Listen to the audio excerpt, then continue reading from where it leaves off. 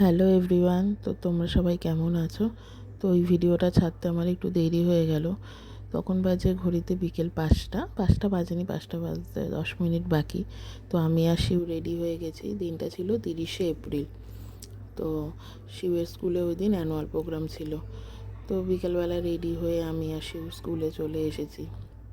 তো তোমরা দেখতেই পাচ্ছ অনেকেই চলে এসেছে স্কুলে। তখনও সবাই এসে পৌঁছায়নি।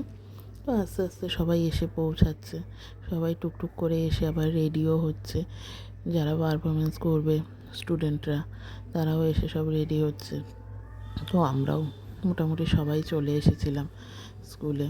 ওই যে পিয়ালি ফোনে মনে হয় শাশুড়ির সাথে কথা বলছে। ও বিহানের ঠাকুমাও এসেছিল ওর পারফরমেন্স দেখতে। শিবেরও একটা পারফরমেন্স ছিল। তো শিবের শরীরটা এতটাই খারাপ ছিল, মানে শিব সেভাবে কি বলবো পারফরমেন্স করতেও পারেনি। কারণ শিবর গলায় 2 দিন আগে ডাক্তার দেখিয়েছে, তো ওর গলায় ইনফেকশন হয়েছিল। তো ওই জন্য ওর শরীরটা খুবই খারাপ ছিল। তো এখানে দেখো স্কুলের সব স্টুডেন্টরা ডান্স করছে। তো একটু একটু করে, সব ভিডিও তো দেওয়া যায় না, তো একটু একটু করে ভিডিও দিয়েছি। তো তোমরা জানিও কেমন লাগলো। আর এই যে দেখো শিবের পারফরমেন্স, দেখো তোমরা পিছন দিকে শিব দাঁড়িয়ে আছে। কী করেছে ওই জানে, ওর জীবনের ফার্স্ট স্টেজ পারফরমেন্স। তো মানে আমি খুশি, ও যেইটুকু যা করেছে, ও যে স্টেজে উঠেছে, ও যে ওইটুকু হাত ফাত নাড়িয়েছে, ওতেই আমি খুশি।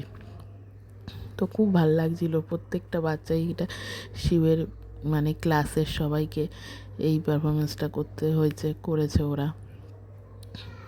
তো তারপরে এই আরও টুকটুক টুকটুক করে আরও সব পারফরমেন্স হলো, একটু ভিডিও টিডিও তুললাম। তোলার পরে তারপরে লাস্টের দিকে আর সেভাবে সেদিনকে ফটোও তুলতে পারিনি।